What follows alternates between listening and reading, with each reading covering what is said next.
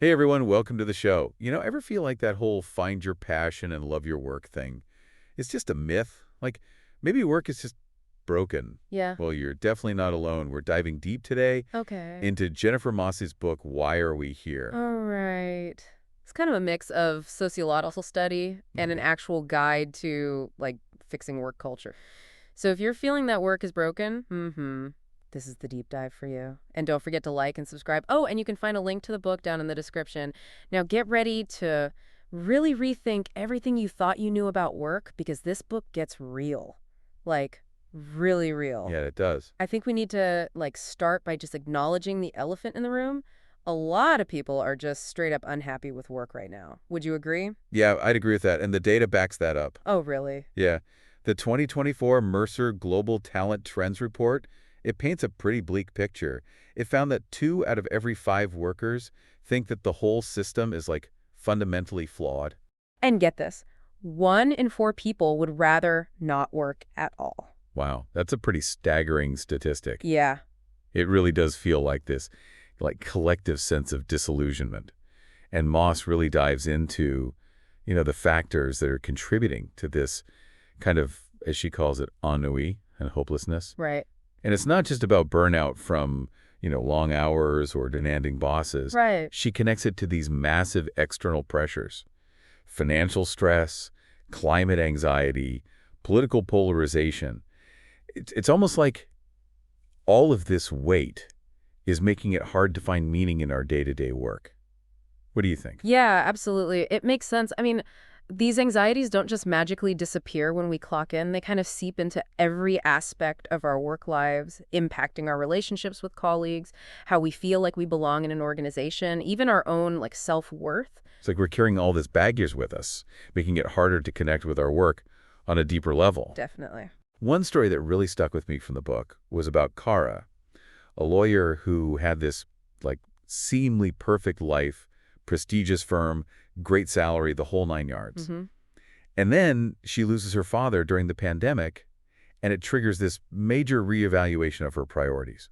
She realizes that, chasing someone else's definition of success isn't fulfilling anymore. So she makes this drastic change, leaves the law firm to run a nonprofit in Costa Rica, and she's, empowering young women to start their own businesses. I love that. It's a great story. Yeah, Kara's story really highlights that yearning for work that actually aligns with our values, that contributes to something larger than ourselves. The pandemic kind of forced a lot of people to confront these questions about what truly matters. And for many, it led to a radical shift in perspective. It's like a wake-up call, realizing that life is just too short to be spending it doing work that drains your soul. Yeah, exactly. And this is where I think Moss's 8 pillars for transforming work culture come in. Yeah. She outlines these key areas that can help us build a more fulfilling and meaningful work experience, both individually and as, organizations. Totally. And these pillars go beyond those typical buzzwords like work-life balance or employee engagement.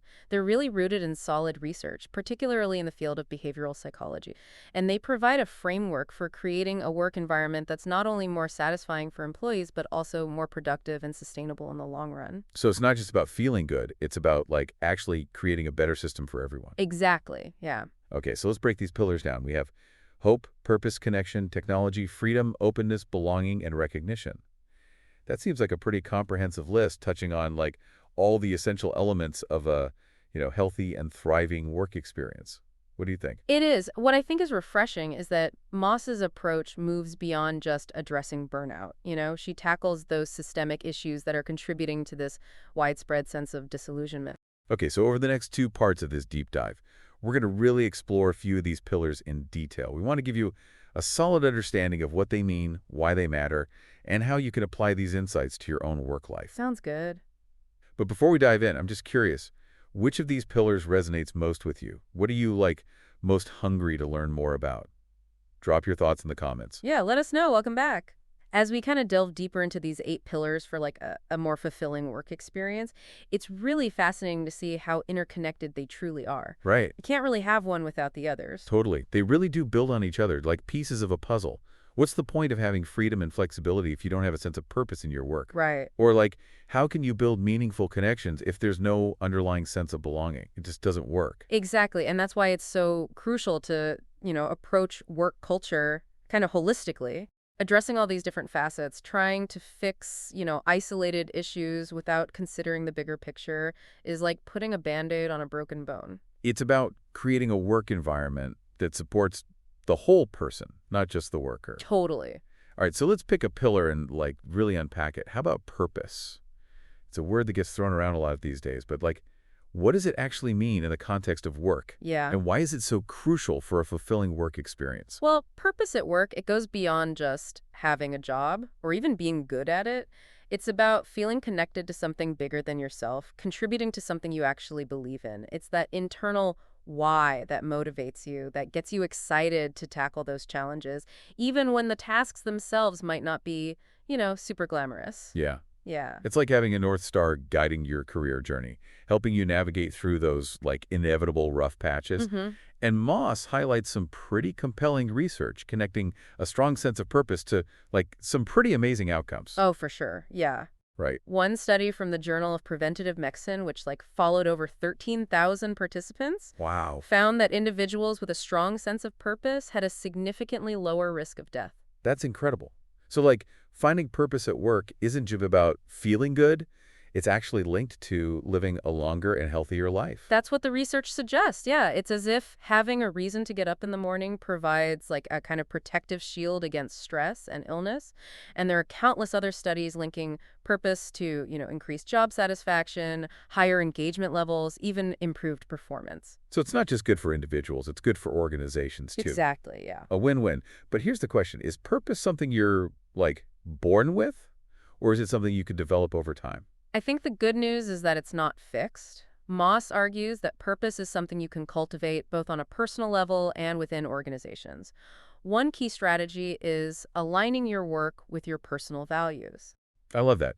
It's not about forcing yourself to be passionate about something you don't care about. Right. It's about finding that sweet spot where your skills and interests intersect with a company's mission and values. Exactly. It's about feeling a sense of congruence between who you are and what you do. Mm-hmm. And for organizations, this means being crystal clear about their own why, their core purpose, and then actually empowering their employees to connect their individual work to that kind of larger mission. It's about creating that shared sense of meaning, a collective why that everyone can rally around. Exactly. But, let's be real. It's not always easy to find that alignment, especially if you're stuck in a job that feels very task-oriented, very disconnected from the big picture. What do we need then? It can be challenges, yeah. But Moss offers some practical strategies, even for those in seemingly mundane roles. One, simple but powerful technique is just celebrating wins, both big and small. Oh, I love that. It's so easy to get caught up in the daily grind, and just checking things off the to-do list, that we forget to actually acknowledge our accomplishments and their impact. Right. Taking the time to celebrate even just a quick high five with a colleague can shift our mindset from simply completing tasks to actually recognizing the value we're creating, the impact we're having. It's about reminding ourselves that our work matters, even in small ways. Yeah. Those little moments of recognition can really go a long way in fostering that sense of purpose and accomplishment. Totally. Okay, so purpose is key. Mm-hmm. Now let's shift gears and explore another pillar, connection. We all know that having strong relationships is crucial for our well-being, but how does that play out specifically in the workplace? Well, think about it this way. We spend a significant chunk of our lives at work, Yep. interact with colleagues, collaborating on projects, building those relationships, whether we intentionally set out to do so or not. And the quality of those relationships has a huge impact on our, overall experience. It's true. We're social creatures, even the introverts among us. Yeah. And feeling connected is a fundamental human need. And Moss actually cites some pretty concerning data from Gallup about the state of workplace friendships. Right. Gallup's research found that only 3 in 10 people globally have a best friend at work. Oh, wow. And that number's actually decreased significantly since 2019. That's a pretty alarming trend. I wonder if the pandemic played a role in that. Yeah. With so many people working remotely, having fewer opportunities for those spontaneous interactions that often lead to friendships. Right. Those water cooler chats, Yeah. those impromptu coffee breaks and That. shared lunches, those are all opportunities to connect on a personal level, to build that rapport, to forge bonds that go beyond, just work tasks. Totally. And when those opportunities are limited, it can lead to like a sense of isolation, Yeah, of disconnection, even in workplaces that are, physically back together. right.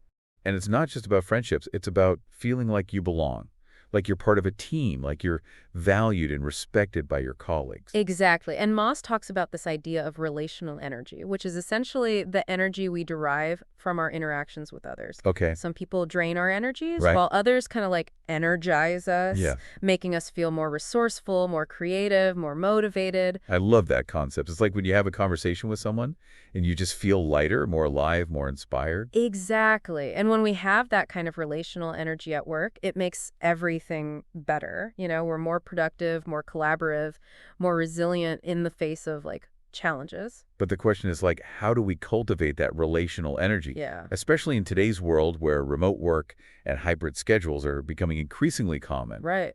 It's not as simple as just bumping into people in the hallway anymore. It does require more intentionality, that's for sure. Hmm.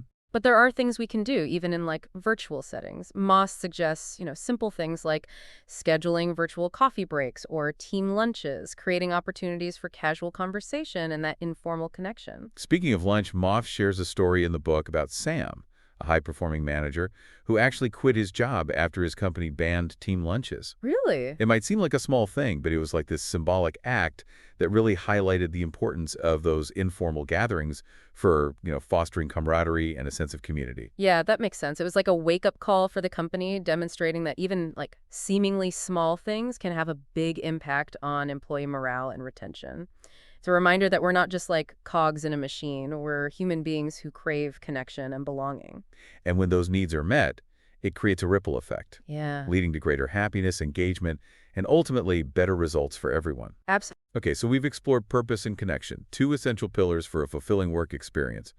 But there's another force at play that we can't ignore: technology. Technology, right, with all its advancements, it's both a blessing and a curse, wouldn't you say? Oh, absolutely. It has the power to like connect us across continents, to streamline our workflows, Yeah, to access information at lightning speed, but it can also be overwhelming, intrusive, a source of constant distraction. absolutely. It's like we're like tethered to our devices, constantly bombarded with notifications, emails, messages.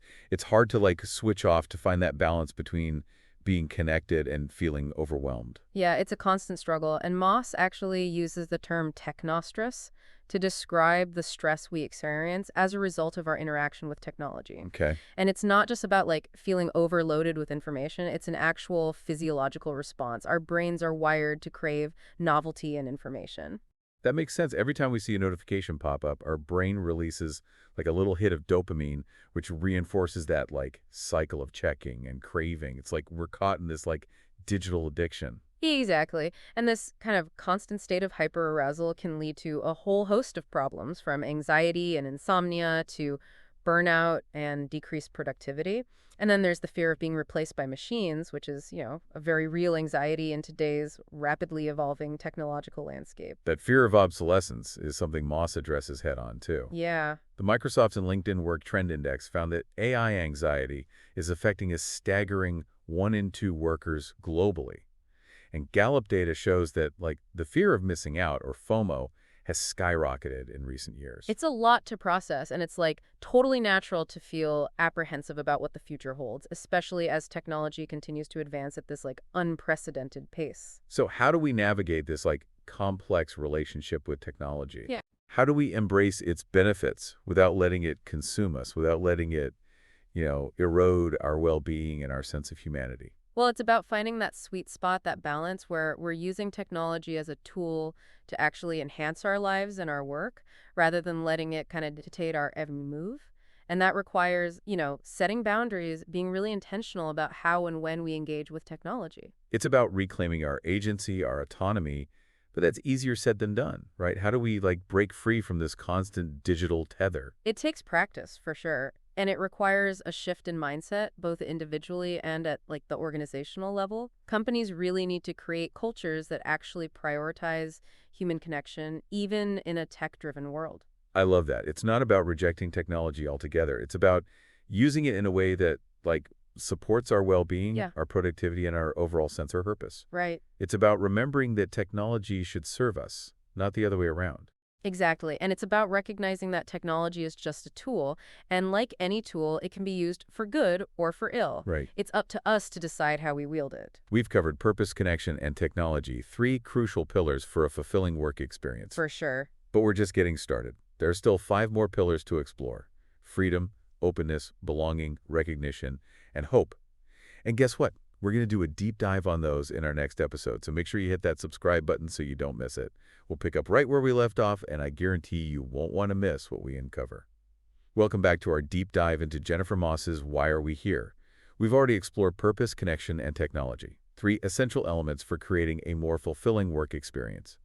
If you're just joining us, be sure to check out the previous parts of this episode to catch up. But today, we're tackling a topic that's been a hot-button issue, especially in the wake of the pandemic: freedom at work. It's really interesting how the whole concept of freedom in the workplace has evolved. It's no longer viewed as a perk or a privilege, reserved for a select few. Right. It's become this fundamental expectation, a non-negotiable for many workers. It makes total sense. The pandemic, forced companies to embrace remote work on this massive scale. Right. And a lot of employees realize, hey, I can actually be productive and have more control over my schedule. Now they're reluctant to give up that autonomy. Yeah, the expectations have shifted dramatically. Workers are prioritizing flexibility and autonomy. Yeah. And they're more likely to just walk away from jobs that don't offer it. It's a job seekers market in many industries, and companies are realizing they need to adapt or they risk losing, Taha talent. It's like the power dynamic has flipped. Employees are holding the cards now, Totally. and they're not afraid to use them. But Moss argues that this desire for freedom isn't just about where we work. It's also about how we work. Absolutely. She draws this really interesting distinction between freedom from and freedom to, Okay. borrowing from the work of the philosopher Isaiah Berlin. Interesting. Freedom from is about removing those obstacles and constraints, like rigid schedules or, micromanaging bosses. Freedom to, on the other hand, is about having the agency to actually shape your own work experience, to make choices that align with your values and priorities. So it's not just about escaping the confines of a physical office. No. It's about having the autonomy to design a work life that, supports your well-being Right. and allows you to thrive both professionally and personally. Exactly. And this applies to all types of workers, not just those in those traditional office settings. Moss challenges this, push for return to office mandates, Yeah. arguing that they often backfire and lead to, decreased morale and increased turnover.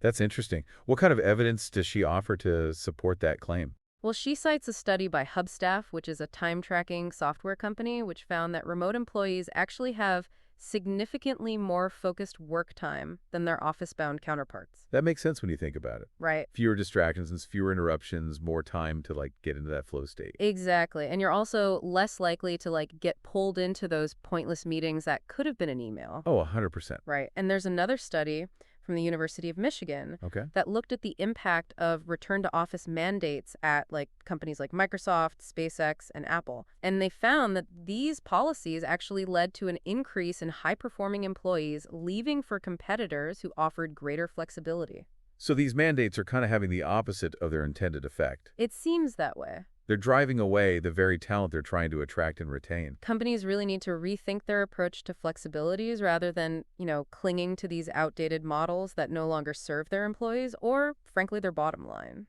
Moss uses this provocative phrase, destroy the office. Of course, she means metaphorically. Right. But what's she getting at with that idea? Well, it's about reimagining the workplace as a space that pulls people in rather than pushing them away.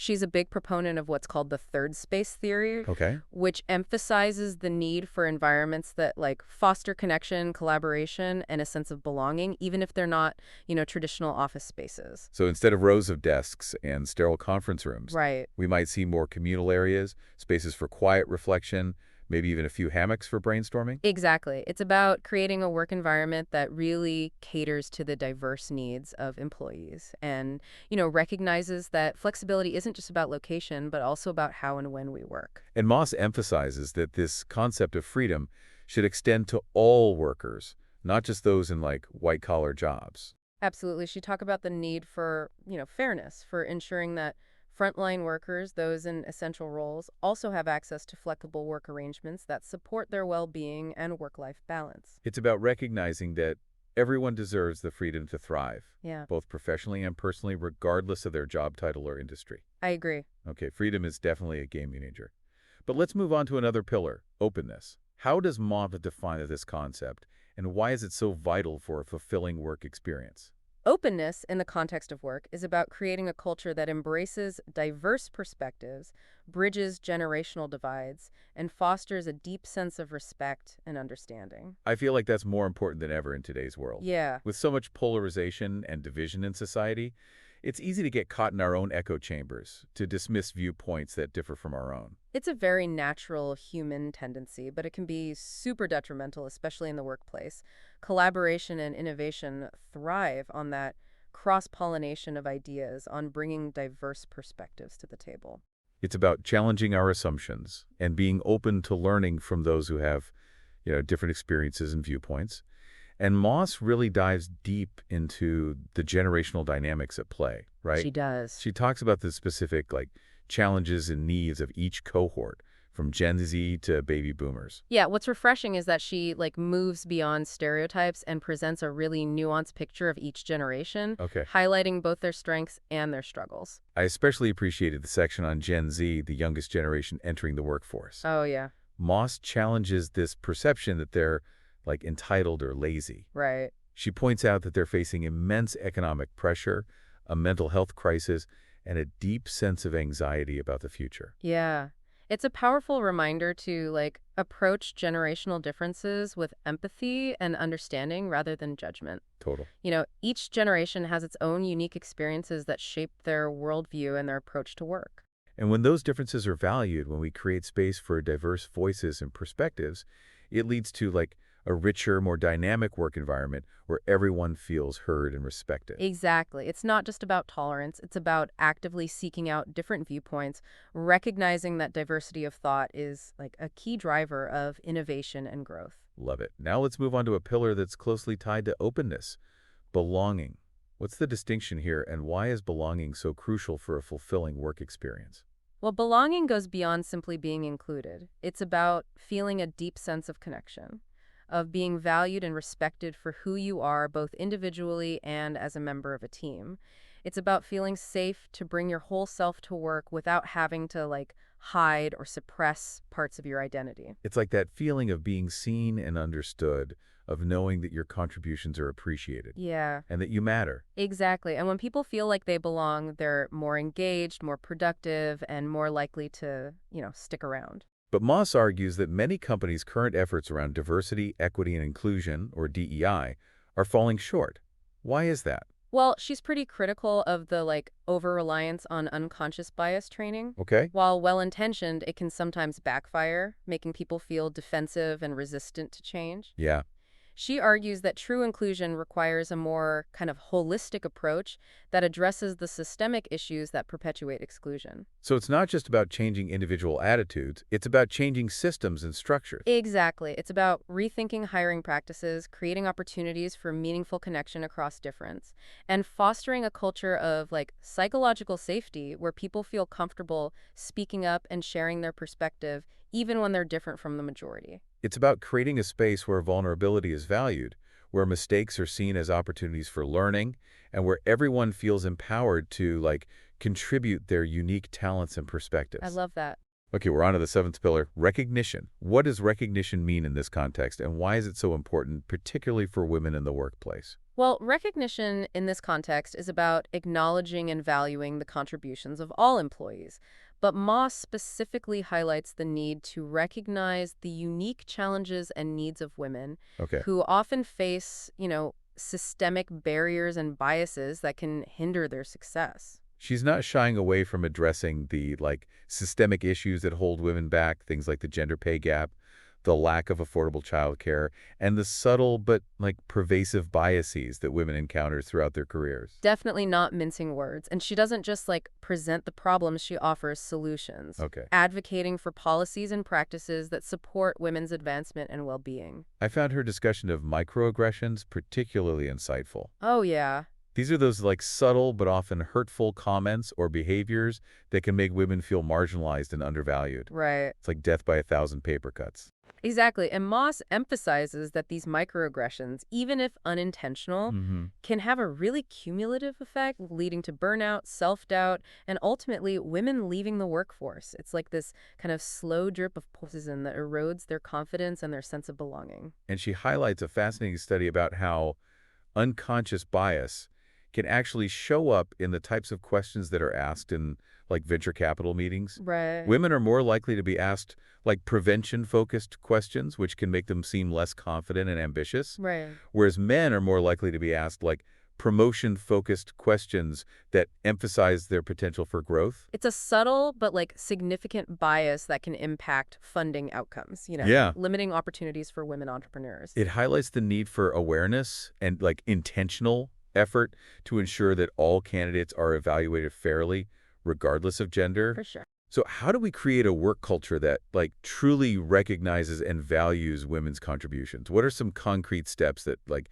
individuals and organizations can take? Well, it starts with awareness, with acknowledging the systemic issues that perpetuate inequality. From there, it's about implementing policies that promote, pay equity, provide access to affordable childcare, and create opportunities for flexible work arrangements that support, women's diverse needs. It's also about fostering a culture of allyship where everyone feels empowered to like speak up against bias and advocate for a more equitable and inclusive workplace. Absolutely. Creating a work culture where women can thrive benefits everyone, leading to greater innovation, higher morale, and ultimately a more just and equitable society. Well said.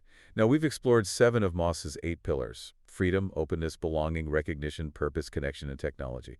But there's one final pillar we haven't touched on yet: hope. Hope, yeah. Hope is the foundation, the bedrock upon which all the other pillars rest. Without hope, without a belief that things can get better, that we can create a more fulfilling and meaningful work experience, all the other efforts will fall flat.